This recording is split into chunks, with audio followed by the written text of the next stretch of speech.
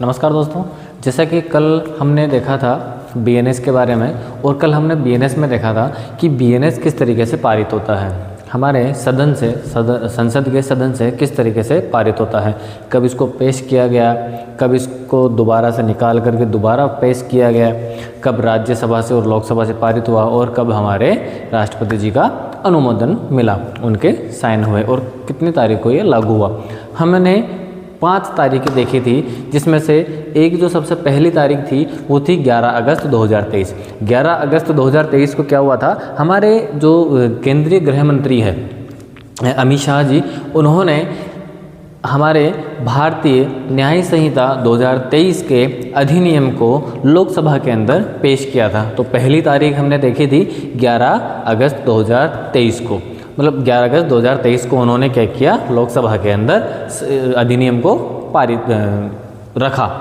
दूसरी तारीख थी हमारे सामने 12 दिसंबर 2023। 12 दिसंबर 2023 को क्या हुआ, उन्होंने लोकसभा से इस अधिनियम को वापस ले लिया और इसी दिन जो 12 दिसंबर है 2023 है, उस 12 दिसंबर 2023 को ही क्या किया, उन्होंने दोबारा इसको वापस लेकर के और वापस पेश कर दिया। किस नाम से किया, वो किया भारतीय न्याय द्वितीय संहिता अधिनियम 2023 के नाम से। फिर हमारे सामने 5-7 दिन का टाइम लगता है और 20 दिसंबर की हम बात करते हैं। तो 20 दिसंबर 2023 को क्या होता है कि ये जो लोकसभा से क्या होता है, पारित हो जाता है, लोकसभा से पारित हो जाता है जो हमारा बीएनएस है वो।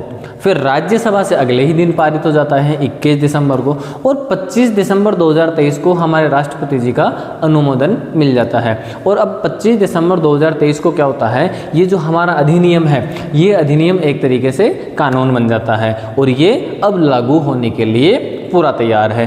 अब 1 जुलाई 2024 से इसे पूरे देश में लागू कर दिया जाता है। 1 जुलाई 2024 से पहले तक जितने भी जो काम होते हैं वो पुराने ही कानून के अकॉर्डिंग होते हैं, पुरानी ही धाराएं लगती है जो आईपीसी की लगती थी।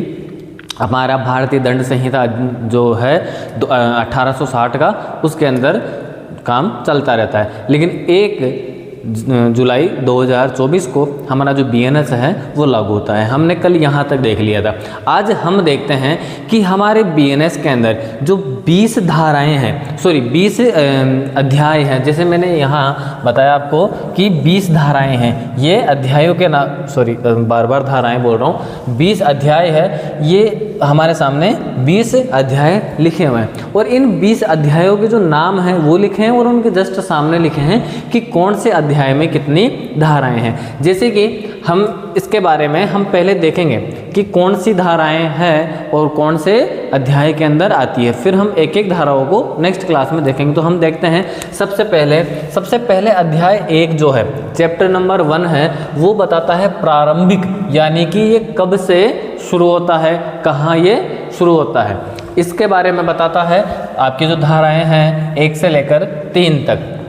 दूसरा जो अध्याय है वो है दंडों के विषय में, यानी कि कौन कौन से दंड इस अधिनियम के अंदर दिए गए हैं वो बता रखा है, धारा 4 से लेकर के धारा 13 तक। फिर सामान्य जो अपवाद है वो बता रखे हैं धारा 14 से लेकर के 44 तक कि कौन कौन से अपवाद है। फिर होता है आपका जो चौथा अध्याय है वो आता है दुष्प्रेरण अपराध षड्यंत्र का प्रयास, यानी कि आप किसी के बारे में कुछ ऐसा गलत करने की कोशिश करते हैं तो वो क्या करता है, इसके अंदर आता है 45 से लेकर के और 62 तक। फिर आता है महिला और बालक के विरुद्ध अधिनियम। किसी भी महिला हो या कोई भी बालक हो, कोई भी बच्चा हो, उसके अगर कोई विरुद्ध अपराध होता है तो वो देखा जाता है 63 से लेकर के 99 तक।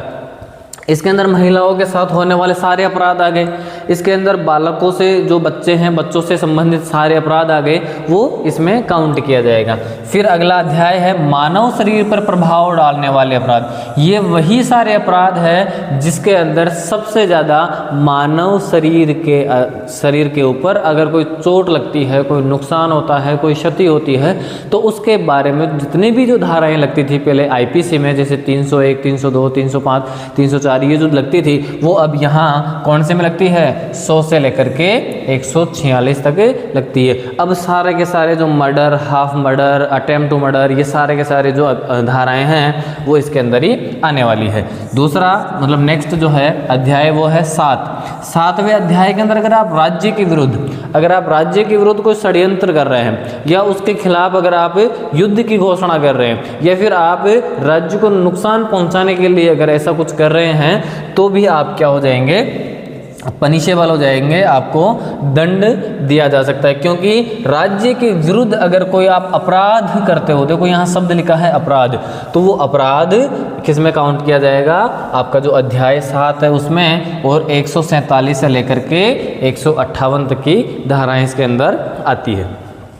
दूसरी चीज, अगर आप सेना, नौसेना या वायुसेना से संबंधित अगर कोई अपराध करते हैं, यानी कि ये जो हमारी जो सेना है, हमारी जो आर्मी है, ये आर्मी केंद्र सरकार के ऊपर जो हमारे रक्षा मंत्री जो होते हैं उनके अधीन कार्य करती है।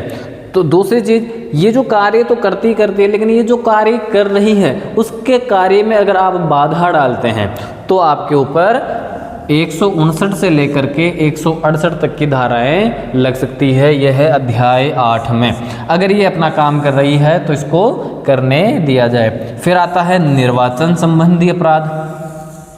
निर्वाचन संबंधी अपराध में क्या है, ये आपके अध्याय 9 में आता है। निर्वाचन संबंधी अपराध में 169 से लेकर के 177 धाराएं आती है और इसके अंदर है कि आप किसी भी प्रकार से निर्वाचित होने के लिए क्या कर सकते हैं, अभ्यर्थी है आप उसमें चुनाव निर्वाचित होने के लिए आप उसमें अपना जो नामांकन है वो कर सकते हैं, नामांकन को वापस ले सकते हैं। इसमें इसी के अंदर आता है कि आप रिश्वतखोरी नहीं कर सकते हैं, वो सारी चीज़ें इसी में आएगी। अगला अध्याय है 10। ये जो 10वां अध्याय है बहुत ज़्यादा इम्पोर्टेंट है, इसलिए है कि देखो पहली बात तो इसके अंदर जो धाराएं आती है वो देख लेते हैं। तो 178 से लेकर के 188 तक की लगभग 11 धाराएं इसके अंदर शामिल की गई है। दूसरी चीज़ कि यहाँ हमारे सिक्के, करेंसी नोट, बैंक नोट और सरकारी स्टाम्प पेपर से संबंधित अगर आप कोई अपराध करते हो, जाली नोट बनाना, जाली सिक्के बनाना या जाली सरकारी स्टैंप बनाना, ये सारी क्या बताई जाती है, अपराध बताए गए हैं। तो ये अपराध है और इसके अंदर भारी कार्रवाई हो सकती है। आगे हो गया लोक प्रशस्ति के विरुद्ध।